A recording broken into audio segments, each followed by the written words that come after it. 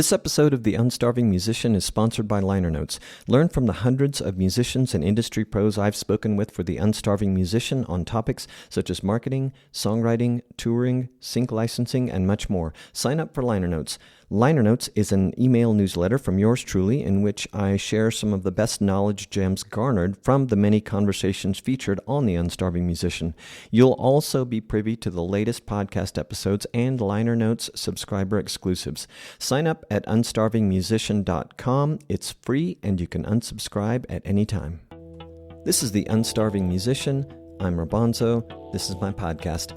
It features conversations with independent music artists and industry professionals with occasional special topic episodes featuring yours truly. A glimpse into the minds of my varied guests, all intended to help independent music artists better understand the marketing, business, and creative processes that empower us to do more of what we love. Make music. Welcome to another episode. I am so happy, so privileged, so grateful to be in your earbuds or on your car speakers, and I do always wonder where you are when you're listening to me and my guests. My guest for this episode is two-timing Angel of Darkness JJ Lovegrove. She's two-timing because this is her second appearance on The Unstarving Musician, and the Angel of Darkness is in reference to her fondness for dark themes. Before that, you may have heard me in last week's episode at the beginning talk about the new tip jar on our crowd sponsor page. Your support for the podcast equals love, and there's a new, fast, and easier way to offer your support, the tip jar. Click, tip, done. So if you love what I'm doing here, please go to unstarvingmusician.com/crowd sponsor to leave us a tip or explore the other ways that you can support us. Yes, JJ Lovegrove has a new album called The Lines We Leave Behind, out as of this recording. Just dropped recently. Hear it at jjlovegrove.bandcamp.com. I will put a link in the show notes, and quite possibly you can hear it in all the streaming places as well. But I know she would love it if you visited her Bandcamp page. In music news, real quick, I missed this until just the other day. I was listening to a Mark Maron podcast, and he mentioned that Robbie Robertson, guitarist of the band, and Bob Dylan died on August 9th. He was 80. He kind of put together the blueprint for Americana music, which has been a big theme on this podcast. And he wrote The Weight, Up on Cripple Creek, classics. I admit I wasn't a ginormous fan of the band, but I recognize they're super important. They did all the things, all the important things in music, I think. And I do realize they were good. I'm going to go back and listen to some more of their stuff. I think they're underappreciated by me, but maybe you're a huge fan, and may he rest in peace. We lost a lot there. So JJ Lovegrove refers to herself as the dark dream pop sidekick to Minus Cube. The Nottingham, England-based songwriter has a new collaboration with Minus Cube, which dropped, as I mentioned, very recently, and as I mentioned, is on her Bandcamp page and probably all the other music platforms. It's her first full-length album. She previously released a series of singles and the EP Things Only the Dark Knows, much of which was in collaboration with Minus Cube. In this conversation, JJ, aka Judi, and I talk about her new album, the forthcoming complimentary film that goes with it, navigating untruths and loss, the changed landscape of touring, identifying as a performer first, the new Twitter X Twitter, and the deep connections she's made therein on that platform, fighting the Spotify algorithm, and more. Judi is so much fun to speak to. She has the voice of a dark angel, an English dark angel, an amazing accent. She uses all the great colloquialisms that she could muster for me. Well, she probably knows a lot more than she shared, but I loved it. You can find all of JJ Lovegrove's music and more at jjlovegrove.com. And now, please enjoy my conversation with JJ Lovegrove. Hello. Hello, Judi. Hello. This is so lovely. I can't believe it's taken me so long to get back to you. How are you? I'm doing well. Are you in Nottingham? It's so nice to hear you. I am in Nottingham, and it is actually breaking news. It's sunny for once. This is this is quite strange because it feels like it's been raining for like several weeks. Oh, So wow. we've got some sunshine, but you know all about sunshine. So how are you? No wonder you're so dark. It's all these caves. It's Batman Town. What can I say? I'm doing well. Yeah, we do have sunshine here today. We've been getting sporadic and welcome rain, so that's good. Good. Yeah. I'll have to post some to you if you're short. I had to think about that statement for a minute. Your English talk. I know what we Uh, like. that's great. I like it. Well, are you excited for the imminent release of your new album? Excited, petrified, all of those things. Yeah, it's a strange time, isn't it, doing something like that? Why Yeah, so? sort of the build up. I don't know, it's kind of such a huge build up, and you've been working on it for so long and so many months, and then finally it's like, oh my God, it's 10 days or 9 days, and then yeah, you've realized you're the only one worrying about these things, but it is a strange old time. It's true. You and Joe. Uh, I know that your collaborator and I discussed it, but how long have you been working on the album? Which, by the way, for those listening, and please tell me if I get it right, is titled "The Lines We Leave Behind." That's right. Yeah. Yeah, we've been working on it for about a year now, I think, just over a year. Um, so yeah, it's the longest time we've worked on anything as a body of work. It's definitely been a learning curve, but in a good way, I think. And I really loved listening to you and Joe chat, actually. It was like it was like we'd both been arrested and we're in separate rooms and we're being debriefed on on on the body of work, and we couldn't sort of collaborate on our answers. So it's really lovely to hear his thoughts on it. It was really nice. That's a funny thought. Yes, you are being arrested. Being questioned. um, so a year, and did I gather from reading that this is gonna be your first full length album? It's true. Yes, this is my debut album. And I suppose in with those decisions, as you'll know, is all these things that people sort of talk about going, oh, there are no such thing as albums anymore. There's no point. Everybody's doing singles, or there's not even any point in doing EPs. And um, so there's all that decisions that come in with it. And I think you know me and Joe well enough to know that we kind of decide to produce the things that we want to produce, however long they are. And we wanted to make an album, and I still feel albums are relevant. And yeah, this was a whole body of work that sort of runs in a time span of one evening. So yeah, we've yeah, this is my first album, and yeah, I'm so pleased with it. So pleased. That kind of blew me away to read because to me, you've been just releasing music, which you have, but I somehow had in my head that you had done something resembling a full album in the past, which, by the way, is a topic of conversation fairly often on this podcast. Albums, not that everyone's doing it, but everyone wants to do it. I can tell, and some people are, and some people are planning it or at least threatening to do it. But a lot of EPs are still happening as well. I always take notice when I'm going to talk to people kind of looking at their release strategy. Are they doing just singles? Are they doing EPs? I mean, I suppose one nice thing, I hadn't really thought about this before, is that there's not necessarily pressure to do an album like Once Upon a Time there was. But I did want to say that when you do something, and I have a feeling you're doing the same thing for The Lines We Leave Behind, compared to other people I've spoken with, you really seem to put not just a lot of thought into the whole package, but seem to put a lot of yourself into it. You know what I mean? Yeah, yeah, I try to.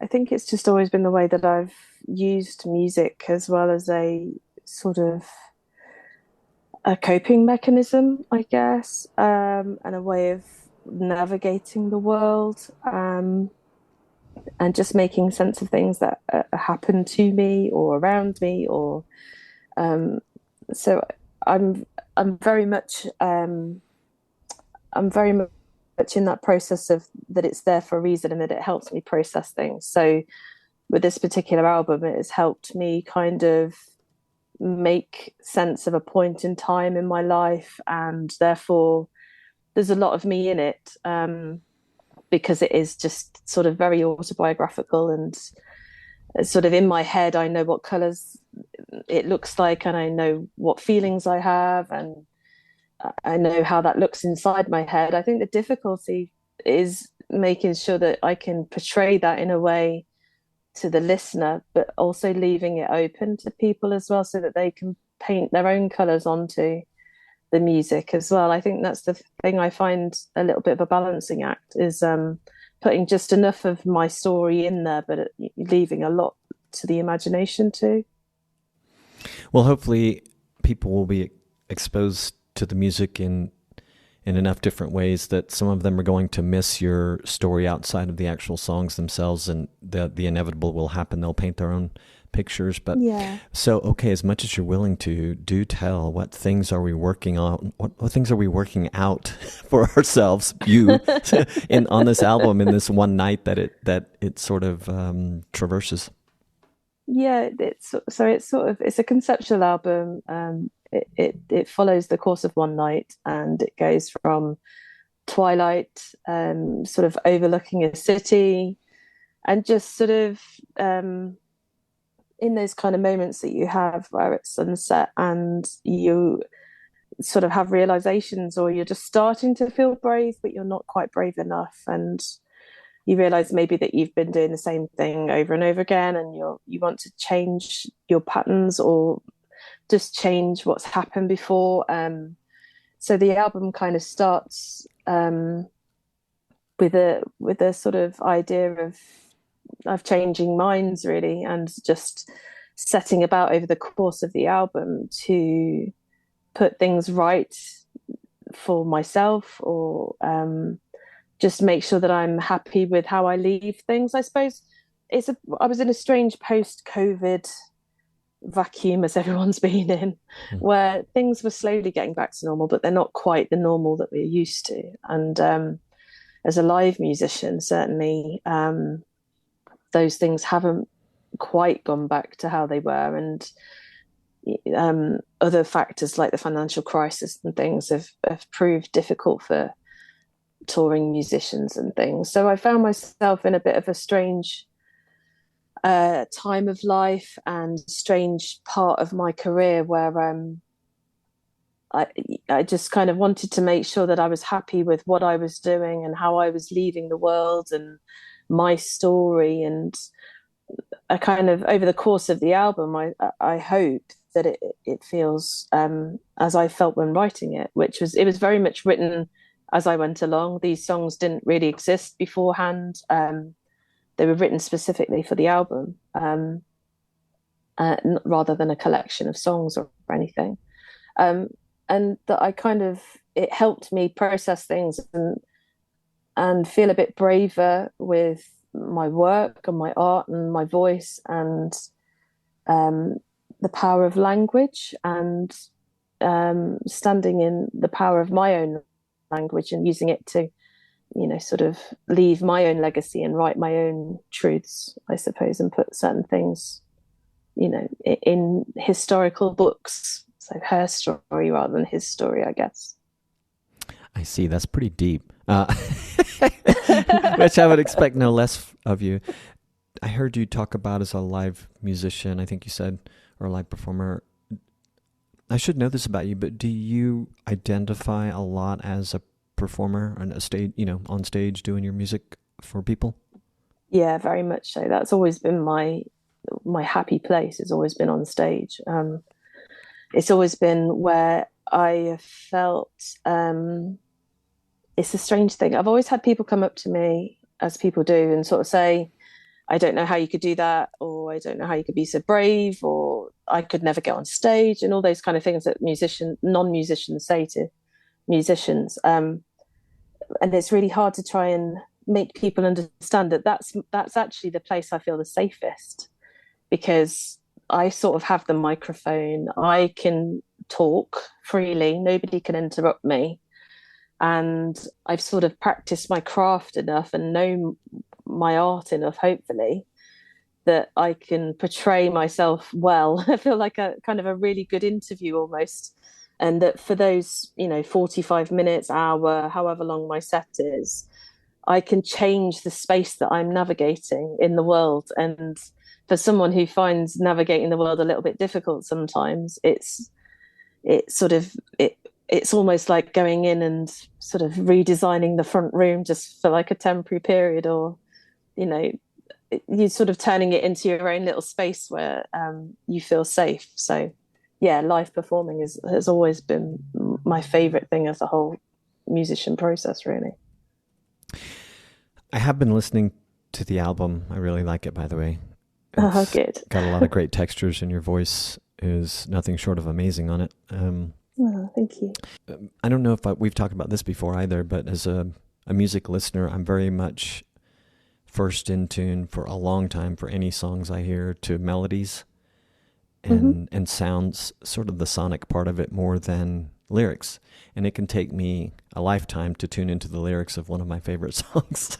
So with that in mind, are the struggles of, navigating the world at this particular time, or a particular time that you were thinking of most, a big part of the lyrics or the mood of the songs? I mean, I would seem obviously they are, but I'd love to hear you talk about that, and or if some sense of loss is woven in there as well.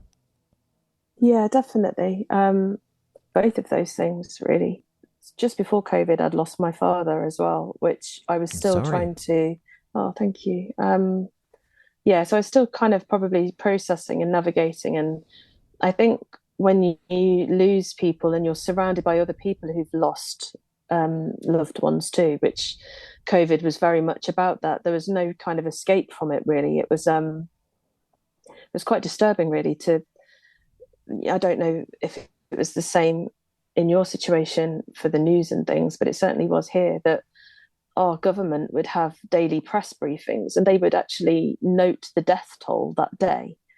And they would say how many people had died that day from COVID. And that became a really strange thing to witness and be part of in history, of kind of people just in light conversation on their supermarket trips with face masks, sort of saying, oh, it was only 2000 today or something. It became a very odd place that death became this social currency that we all spoke about. And then funerals were very different as well at that time. And I think because my father's death was on my mind as well at the same time, I think that's just kind of what I kind of processed that and went back for a couple of my songs, and in my head in the film that exists for the album, that I went back to where I grew up and looked at it with older eyes and processed things. And yeah, I think that was very much part of it, and learning to find my voice and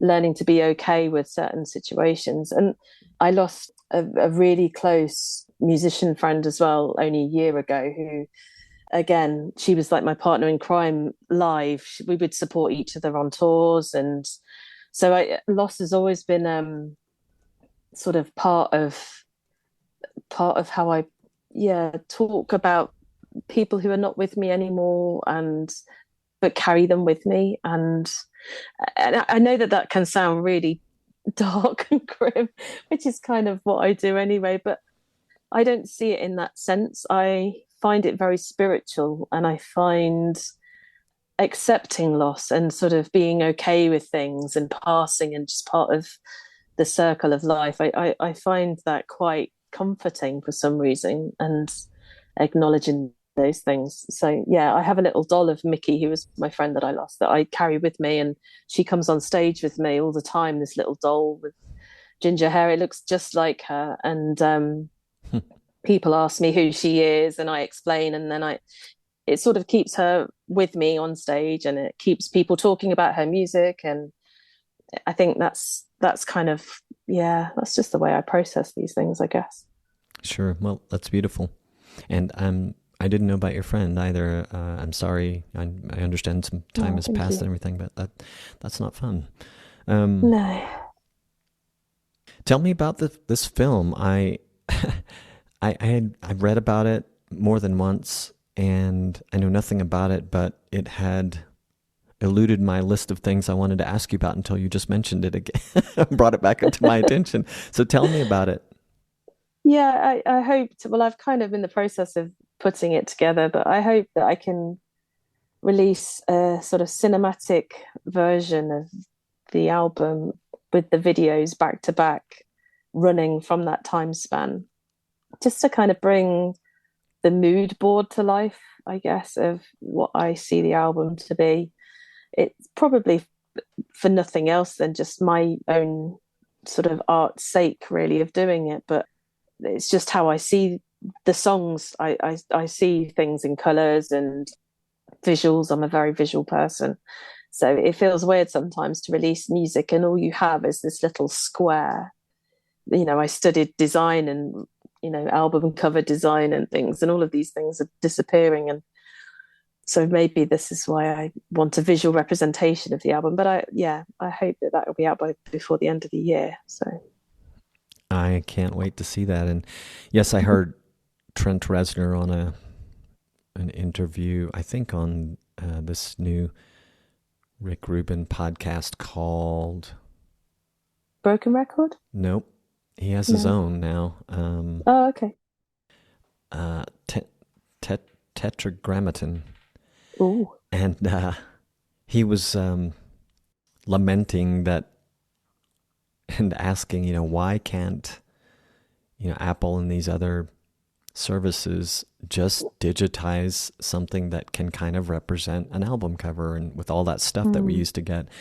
So he was, among other things about the way music is consumed now, he was really going on that. And I was like, I hadn't even thought about that. I mean, I've obviously thought of the loss of that touchy-feely thing. I mean, when he was talking about buying music when he was a kid, I could completely relate, different experiences obviously, but relate to having the album in my hands and sitting there and staring at it over and over and reading the lyrics, and if it had lyrics, and all this stuff. So I miss it. Yeah. There are still people that buy it, thankfully, and obviously with that there's things like vinyl and cassettes and things coming back, too, but it tends to be the aficionados or the sort of people who are real music fans. It's not really widespread, but yeah, shame really. I had a record player before we expatriated, and I didn't get to carry everything with us when we moved, but I'm getting one again and start recollecting. I think you should tell Father Christmas, definitely. Yep, definitely. Tell me please about your upcoming performances. I'd love to know about the venues that I've seen that you're going to be playing soon, and kind of a description of your shows. Is there a band, any accompaniment? Is it just you? What does it kind of look like and feel like for you? So the venues are all very different in different sizes. Duffy's is the one that I'm playing tomorrow as I record this with you. And I love Duffy's. It's an Irish bar with really low ceilings, quite dark. Of course it is, and really intimate, but it's run by really amazing people, grassroots people who really support local artists. And for that, it's an intimate seated staging for that one, so it's just going to be me and a piano and some songs I've never done before and songs from the new album, and really stripped back, just as sort of demoed almost. And that's very different to what I've been doing recently, which, because I can't take Joe with me, Mm-hmm. is I do everything with backing tracks. So I sort of, when we make the album, we then strip away the parts that I play live, and then I put those onto an iPad and perform those live, just to give a bit more of an upbeat feel about things, and just so that you can hear the album as it sort of should be live. And then for my setup, it's just me, a weighted keyboard, and guitar pedals. And I run my keyboard through guitar pedals for like a delay, and that's it really. That's my staging. Did you say a weighted keyboard? It's eight, yeah. It's a weighted keyboard, as in like it feels like a piano, but it really does feel like carrying a piano too. Unfortunately, I Ah, do need to work out a new version of a travel better piano. Definitely, yeah. It weighs about the same as an 8-year-old, I think, when I googled it. So yeah, oh my gosh. yeah, I've had a friend come over to my studio with an electric piano and or keyboard, piano, and it's pretty big and bulky. And she's, this kind of petite woman, and of course, I feel obliged when she comes up in her with her gear, to help her bring it back to the studio. And but I was just kind of marveling at how she, and whatever, you get used to wrestling your gear around, but it's kind of funny to see this small gal with this gigantic piano. Fortunately, it has, for, you can direct line it into some sort of speakers or PA, and it's got its own yeah. speakers as well. So that is nice. So Oh, she cool. doesn't, she just needs to take that and her, the chair that she sits on, the stool. But anyway, gosh, yeah, yes, get a more travel friendly one. I'm all I about like know. gigging light. That's why And you don't see many keyboard players at open mic nights. You can't just sort of turn up with the keyboard and just sit by the side going, well, if I don't play, I don't play. It's not the same thing for a keyboard player. So, which I is why know, I think there's so few of them, really. yeah, they do make these incredible smaller keyboard esque pieces of gear, but I'm sure they're pricey to like, oh, I'm going to have this second one just for open mics is kind of a big deal. Yeah, they need to start paying a bit more, I think. Yeah. Yeah, yeah, but that would be cool. Um, in the past, have you ever played with bands, ensembles when you do your live performances? I've been in a band before, but that was as a front person with a keyboard in a three-piece band. But no, I've never, with as a solo artist, I've not played with a live band, for several reasons, really. One of which being cost, and also it's hard to sort of get musicians that don't want to be in a band. They just want to, if it's your material.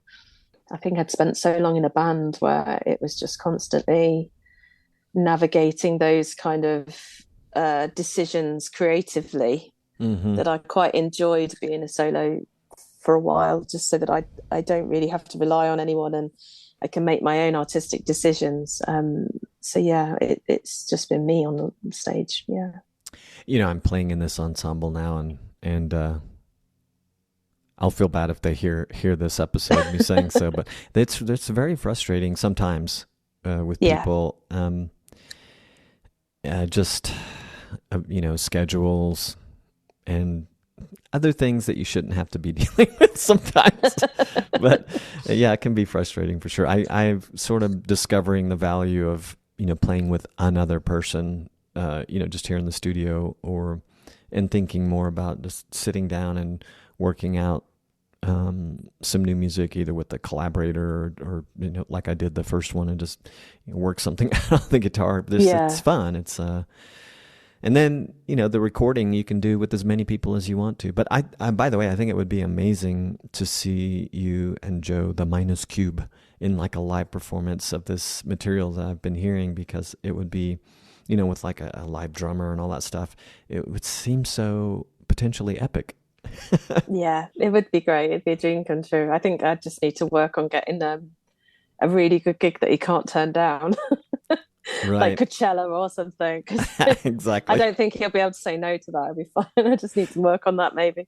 Exactly. So, is Coachella a traveling thing? I don't even know. I always assumed it was in this one place here in America, No, in the it is. States. No, it is. But we can all dream, can't we? It's one of those things that I always look at. I don't know if it's that nice to attend, but it looks nice.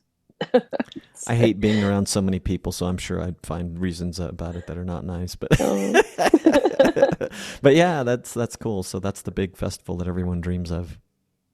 it's one of them. It's You pl- definitely up there. you played a festival somewhat recently, or you have one on your schedule, don't you?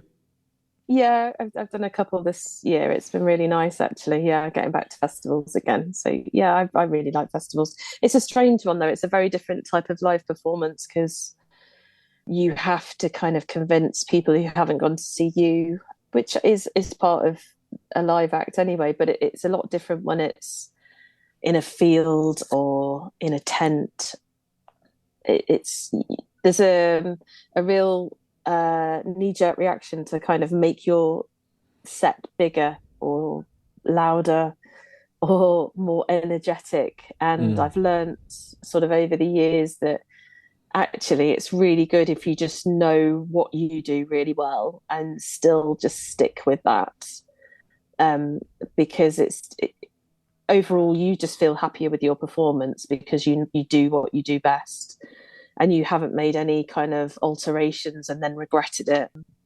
And I think that you can tell, I think, when you watch performers at festivals who can try a bit too hard or have changed their set to sort of try and win over the crowd. I don't think it ever really goes that well.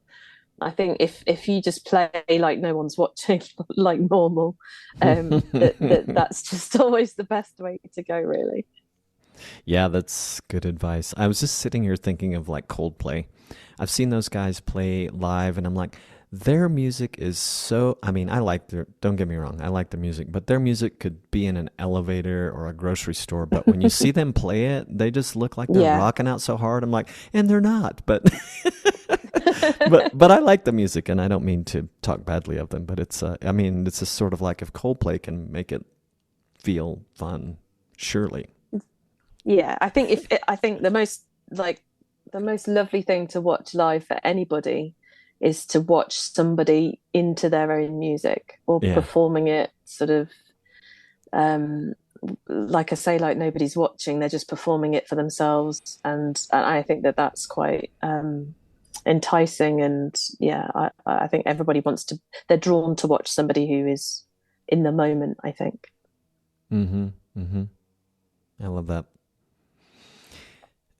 So the releases as of today that we're talking that have come out from the album, there have been three that you've let out into the wild, right? That's right. Yeah, So in one they way or another. Yeah, and they're titled. Tell me if I got it right. Trouble and Lie Detector and Darkroom. that's right. Yeah, yeah. I don't have the. This is another thing I do. I'll listen, and I think this is probably very common, but you can tell me if it's not. But like people will listen to tracks and they love this. Well, of course they do. They love this song and maybe love a few songs on that album, but they don't know what the names of. They couldn't tell you the names of them. But I think it's Darkroom is the one that I'm most attached to. I have to go back and listen, but they're all really cool. Have you? Are they going? Well, gosh, we're just days, right? Like a week away from the full release. Yeah. Are you going to drip another single out, or just like wait until the full thing? Yeah, just I'm just going to wait now to the full thing. Trouble was the most recent one to be released, and I made a decision to release that only on Bandcamp, whereas the previous two were on Spotify as well. It's always this kind of tightrope walk, isn't it, of sort of making a living from music and being on these platforms of discovery for very little money. So I made a decision that because it was so close to the album release, that what I would do is release two singles on all platforms, and then the single which would be Bandcamp Friday, which was the fourth, that would hopefully sort of generate a little bit more pre-sales and just be for Bandcamp exclusive. And I've also made a decision to release the album in its entirety as one single track on Spotify when it's out too. So you can hear it back to back, crossovers with sort of all those cinematic scapes that are in the background. as one entire track. And I know that that's going to look really bad on my Spotify plays because, the shorter the track, the more the streaming rate works. But I thought it was important to kind of make sure that Spotify couldn't mess with the track listing and that I could have it as it was intended to be listened to if anybody wanted to listen to it in that format anyway. They do mess with the track listings, don't they? Yeah, it's really annoying. I mean, just in the streaming services in general, it seems like I'll see stuff sometimes that I remember as a young person. I'm like, that doesn't seem like the order the album played in, but whatever. I guess maybe there's some method behind their madness, but I don't like it. And I think one of the most frustrating things as an independent artist that for things like Spotify is not just the streaming rates, but it's if you want to support fellow musicians, which we all kind of do, and we all listen to each other's music and we all support each other. The problem is that then they don't know where to place your music because you are listening to people who are country or metal or indie or rock, and they don't really know where your music fits with that or what you want to listen to. So they kind of give up. And I think that then the algorithms sort of either don't show you anything or they just don't place you in the right place. It's very clunky and definitely broken record. But it is I think it's much more frustrating as an independent artist because it's sort of you're damned if you do and you're damned if you don't, really. And the irony of it all is like I don't think anybody really cares about that aspect of Spotify. I mean, everybody loves to consume on it, but like at the end of the day, as you mentioned, it's not paying anyone much of any. Not many. It's not paying many people much of anything. And I did like hearing that you released the one single as an exclusive on Bandcamp, at least for a period of time, which made me think of someone. I'll share this. It's probably not unique to the artist I'm going to mention, but I have had this artist named Shannon Curtis on the podcast a couple of times, and so her whole modus operandi, is that how you say it? Is to, she sits down at a specific time of year to write her next album. She does it. She announces, and her and her husband are in constant communication with their supporters. Then she announces she's about to embark on a house concert tour, soliciting hosts for house shows. Mm-hmm. And she does those shows. But during the entire process, tour included, her, at least when I had spoken with her releases never reach the digital streaming services with the exception of maybe Bandcamp, or I'm not even sure if she may do that, but she's basically part of her income at these house shows is merch, which are CDs. Mm-hmm. And she wouldn't release it out into the digital stratosphere until the tour was over. That's great. I love that. I love that idea. Yeah. And I think we are lacking for like house concerts over here too. I wish that we had a bit more of an embracing culture of the house. It's starting, I think. There's little pockets of it, but it looks great when it's done as house concerts over in the States and things. I'm quite envious of that. It looks so good. It really is. I'm about to test the waters here where I live now. Mm-hmm. And I'm reminded that, like the one that I did in Panama was with a Canadian expat, and she happened to have at her home a writer's retreat space, an outdoor space, and so it was perfect for a house concert setting, and she was all into it. She'd never hosted one before. I'm not sure if she's hosted one since, but and it worked out really well. So, but I am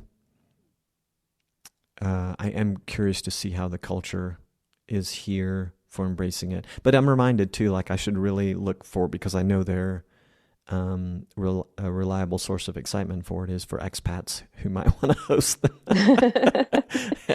So we'll see. But it's just going to be a couple of shows. There's the same guy that I did one with in Panama. His name is Johnny Bergen, is coming for a blues festival in Querétaro, the city in which I live in, which maybe I'll get to play with him at that as well. But we'll do a couple of house shows while he's here. I think that's another element of the live shows that is not really returned to normal here as well. It's very different since lockdown, and people releasing things maybe more so on digital streaming platforms.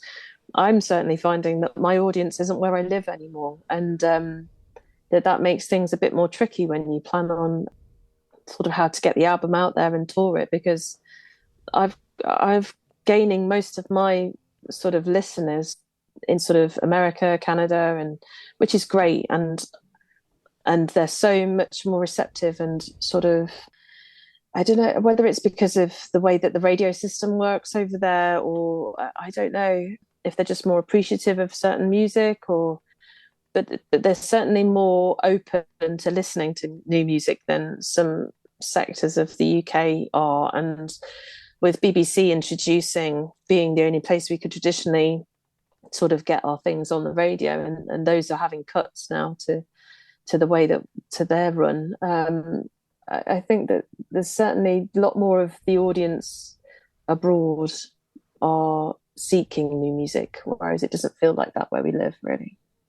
That's interesting. So is the BBC, with regards to getting music or airplay, is it basically the same system that was in place for the most part, like 50 or more years ago? It's like not changed much? Well, I think they try to be a little bit more sort of inclusive and support grassroots music. And coming through, they wanted you to upload to their BBC uploader, and then they listen to it every week, and then you get selected if they deem you suitable, and then they will play you on their local radio stations, and that depends on where you live as to where you get placed. But then based on that, you could get picked up by one of the national BBC radio stations too. So you could get on BBC Radio 6 or Radio 1. But that's a lot harder now because the cuts are sort of happening and there's more music out there. So there's more music to listen to or more music being submitted. So it's just a very crowded space and not a lot of BBC airtime or culture time in the UK completely, actually, is saved for music. Sadly, we've still got a government at the moment who doesn't really value the arts or culture, and during lockdown told us all to retrain as something a little bit more useful, which wasn't great. There was like actually adverts of people with ballerinas and stuff saying, yeah, you should probably train as something else. So yeah, it was quite depressing. So until that changes, I just think generally in this country that music isn't, or art isn't valued as high as it was once or could be maybe in future. So ironic to me because so much of the wonderful music that I have been exposed to in my lifetime came out of the UK. That's right. I mean, it's so good for bringing money into the country. Their export value is insane, but they just don't see the value of it. I think it's very sad. And there's venues closing every week and people really struggling to sort of tour and stay afloat. So yeah, it's tricky times in the UK here for musicians still. Yeah, I believe that when artists or bands are married to a specific type of live performance, live show, live venue, or type of tour, it gets harder and harder.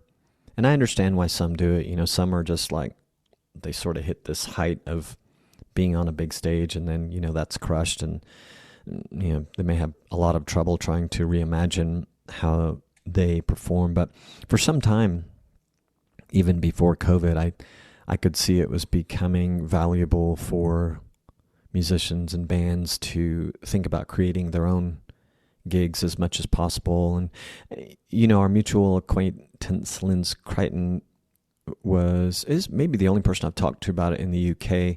Well, and I know she talks about it a lot. I take it back, I have heard and read other independent artists talk about this, but just playing the sort of unusual spots and not necessarily spending too much time lamenting over the lost venues or stages, because it's just the way it is, unfortunately. It is. It's sad, but yeah. But hopefully we'll see some sort of pendulum swing back in the other direction at some point. Would be Let's hope nice. so. Yeah, where I live, there seems to me to be a decent number of venues still. We came here from Panama at the tail end of the pandemic, and it took us a while to recognize, but we were and have been seeing the recovery, and I'm kind of trying to imagine. I haven't talked to locals about it much, but like what it was like before compared to now.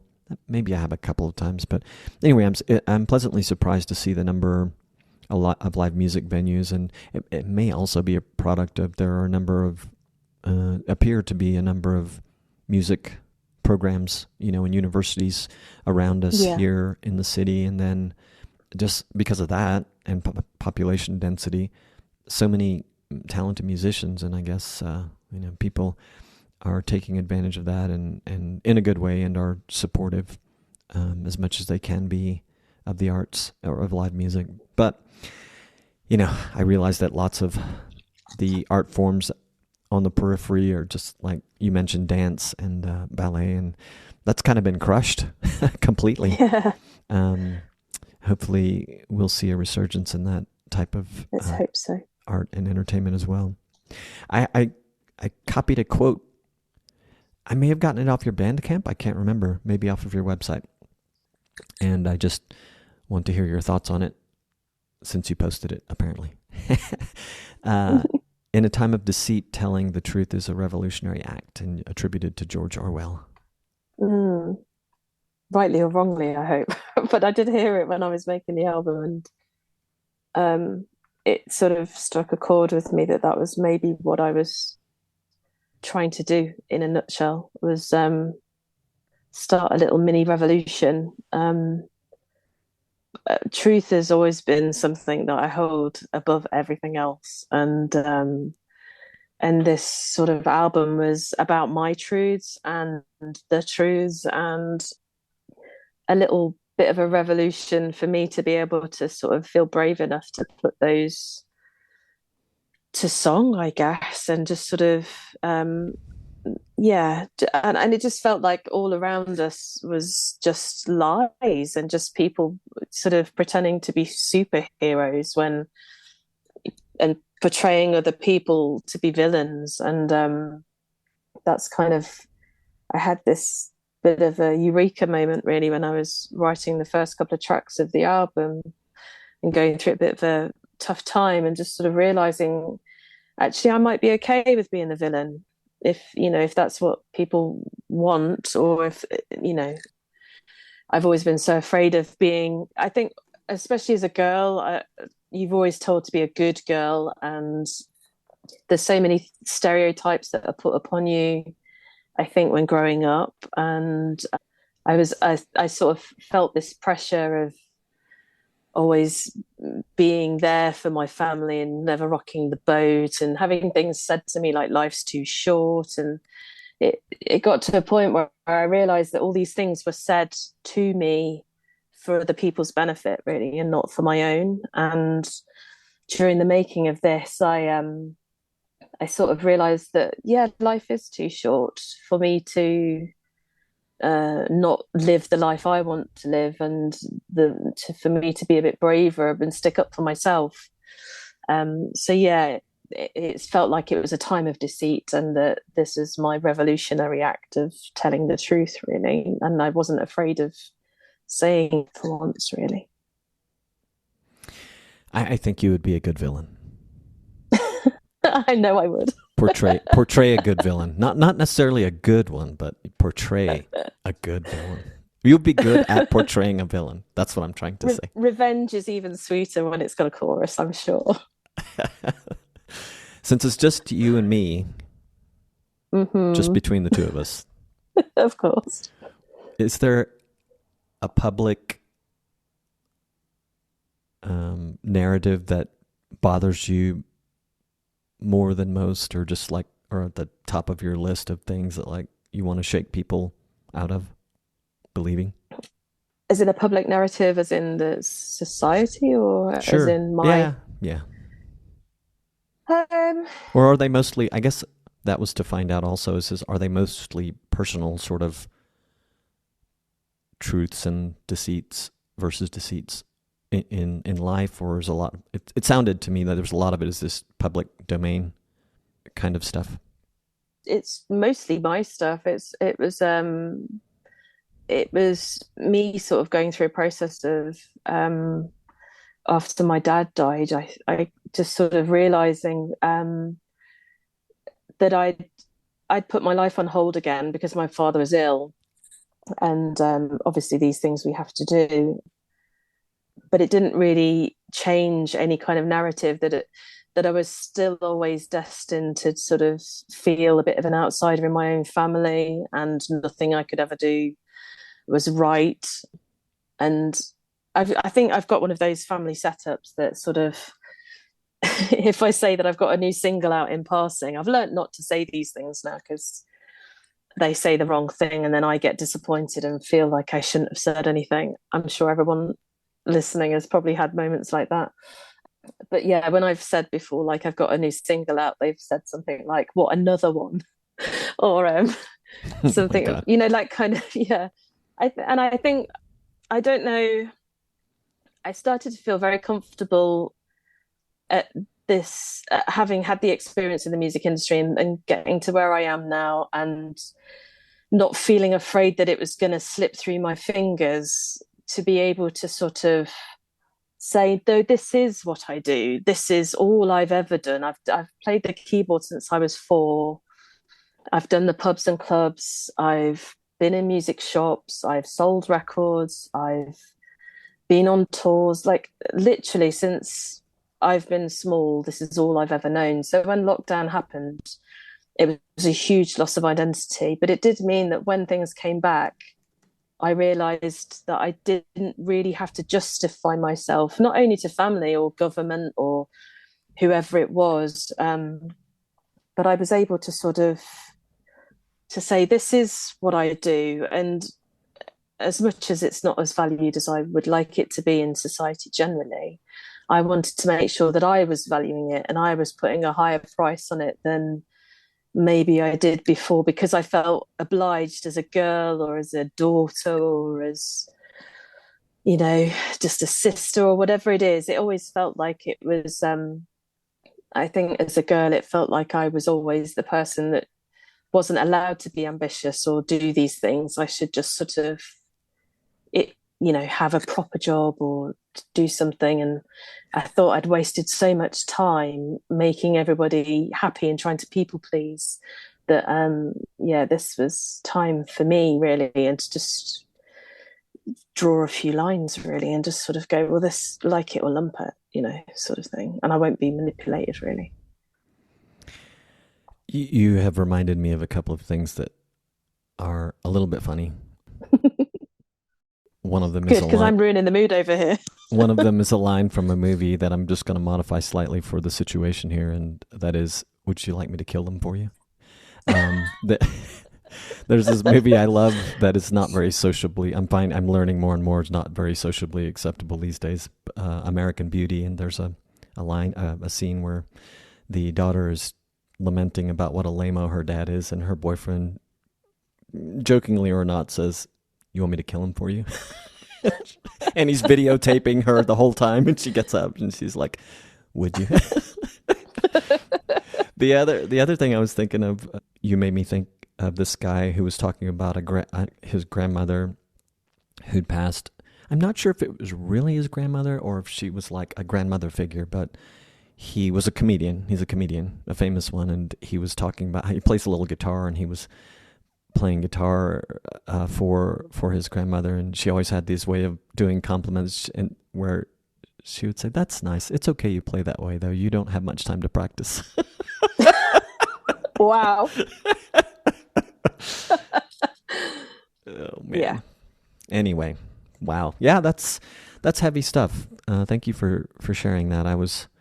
That's better than what I was hoping for, was that you would tiptoe out onto a ledge and talk about the conspiracy think that goes on everywhere around you, and so that we could get something that I'm seldom willing to do in any public, form. But I figured since it was just the two of us, it would, you might too. So before we wrap up, I want to, not so much a question, but I think something will come out of it, is just to ask you about music marketing method. We're both involved in it, and you seem much more involved in the kind of recurring hive mind sessions that go on. Whenever I watch replays, I almost always see you on there. I'll occasionally check in for replays because I know they talked about something that was a particular interest. And so, yeah, how's that going? What do you think? I mean, obviously we want to say wonderful things of it, but I mean, I guess any observations you have about either new people or new things that have happened or things that have happened for you? I'm forever grateful for the MMM crew and Lynn's, and sort of, despite me protesting at the time to Twitter and going, oh, really? Twitter? I now find myself in a room with people quite often, and I'm doing the same thing that Lynn's was doing, which is just sort of trying to convince people that that is where the sort of nicest parts of the music community live. And I'm finding that every week. And you'd think with the takeover and the strange rebranding, which is very on brand for me, by the way, Nice. I quite prefer it. It fits with my aesthetic. It's fine. Stupid bird. Yeah.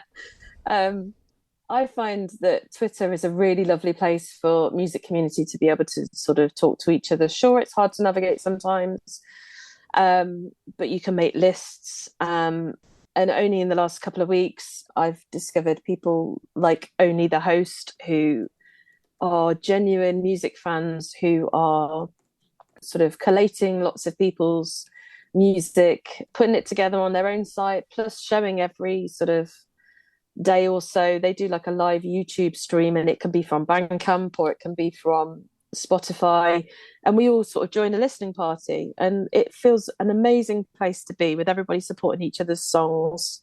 And that wouldn't have happened because of, not finding them on Twitter. And I'm so amazed constantly that people want to find a shortcut, and they want to bypass making real connections with people and just get their numbers up. Because the amount of people that I've met on places like Twitter, or Twitter more so actually than any other platform, are really lovely. They've been collaborators. I met Joe on Twitter, I think, and there's real lovely communities of people, and radio stations especially. Like, there's a gig that I'm doing in London, which is like a mini roundhouse almost. It's called the Bedford in Balham in London, and it'll be my first London gig, and that has come because of a relationship with Radio Wigwam, who I found, and we've sort of gone backwards and forwards for the last 3 years, I think, since I joined MMM on Twitter. But that relationship wouldn't be there, and I wouldn't be doing those gigs if it wasn't for Twitter. So much of the music industry is about who you know and accidental networking. And I'm finding that Twitter is the place to do that still now, despite people's, protestations, really. Protestations. Love it. Yeah, I mean, clearly I've seen and heard the protestations. Hope I'm using that right. I think I might not have either, but there we go. I like it. And I understand them too. But I have thought to myself, and, I've heard talk of the algorithms change so much, nobody understands it. But I thought, like, for what we have been trying to do, and you've been doing so much more successfully, and mostly because you're doing it much more diligently, is connect with people. It still seems to serve that purpose quite well. And it's, just this morning I was reminded of the potential for connecting with people because I was checking out this podcast that you're going to be on. You've done an interview for recently. The name eludes me. Cut. Yes, The Cut. Yeah. And so I listened to a little bit of one of their episodes and followed them and I liked some of their stuff. Well, they followed me back, and I sent a message, and I was like, "Oh, this is cool. This is the kind of thing I need to be doing more of." I wish you had time to share all the stories all the time with me, especially so I could be more inspired, because I know it's valuable. I've seen it, and I just got lazy. I've gotten lazy about it. Well, it happens, but The Cut are a perfect example of how great the universe is for those things. I literally put a tweet out saying, I wish the universe would give me a break sometime And they got in touch. I had never heard of them before. They followed me and saying, "Hey, do you want to come and do an episode?" And it was literally the universe listened, and we've been in touch ever since. And that's how Twitter works at its best.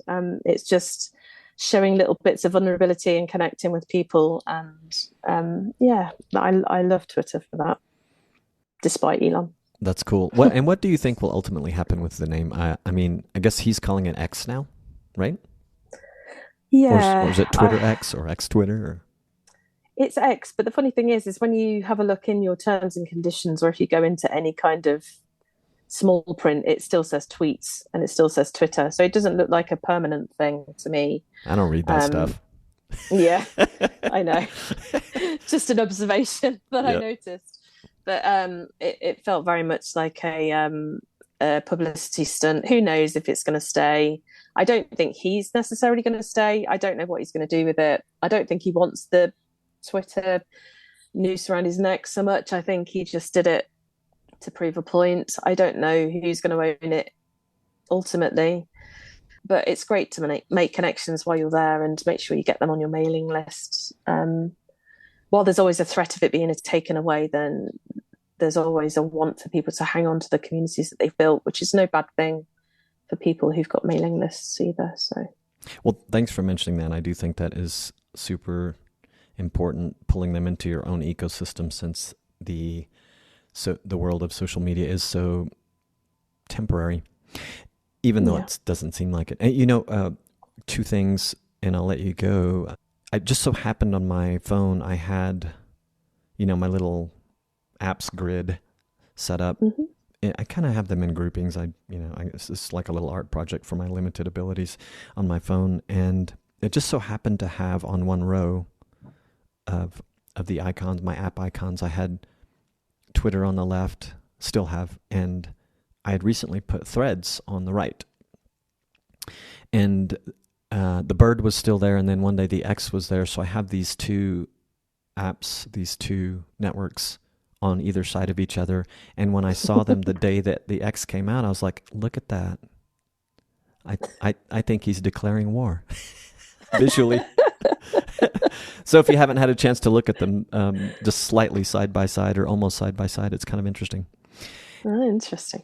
Yeah. And what was the other thing I wanted to tell you? Oh, no, I think it's gone. Perhaps I'll ring you later and say, hey, I know what it was I wanted to tell you. Oh, I do. I remember now. I had good intention. The original reason I wanted to talk was to talk about websites from a design perspective and have you dissect mine. But we don't have time for that today. However, I would ask you as a favor, if or when you have time, I know you're super busy with your release coming up, is to go to my artist website, robonzo.com, and see the newishness of it, if you will. I got a new logo, redid the theme, and I know there's still things I need to do, like just updated content-wise, but I would love to hear your designer perspective, such that I could share it with others. I think there's a lot of value in that, and I know that many music artists really dismiss the idea of a website or an email list, and I'm really always advocating for them. You need to have this central hub because it's the only thing in your life that can be constant in the digital world practically, because these social networks just are not. And I know they seem like they're never going to go away or they're never going to change so much that you don't recognize them, but we've seen that happen over and over. But also it's a really good way of just directing people, because you don't want to say, if you meet somebody, you don't want to list every single handle, and you don't want to have a guess at what they're on, and then they say, oh, I'm not on Twitter, or I'm not on Instagram, or I'm not on, the list keeps growing, doesn't it? As you said, with Threads, and then you've got Blue Sky and the list of, networks. But if you had one hub that you can direct people to, it's much better than a link tree, and you could just tell people. And also, you're also telling them your name by doing that. So you're already sort of introducing yourself and giving them one place that they can choose to find you on other things that they are already familiar with, if that makes sense. Absolutely. That's why I was going to say you can find all things JJ Lovegrove at jjlovegrove.com. It's like the hub where all your socials are, all your music, your night mail sign up. It's all right there. It's there. I try. Good job. It was really nice talking with you. I wish we could do So this nice. like on a weekly basis or something. I know. It's lovely. You So want lovely. to you want to And guest host the podcast sometime? oh yeah, why not? It might get dark. I think that would be Maybe I could okay. do the Halloween episode.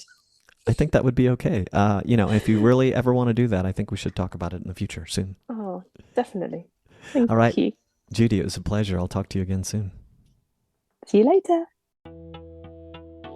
This episode was powered by Podcast Startup. If you feel you need a little help with that podcast you're contemplating, Podcast Startup may be just the thing for you. Podcast Startup is a program designed for new podcasters. Did you know that most podcasts don't make it past their first few episodes?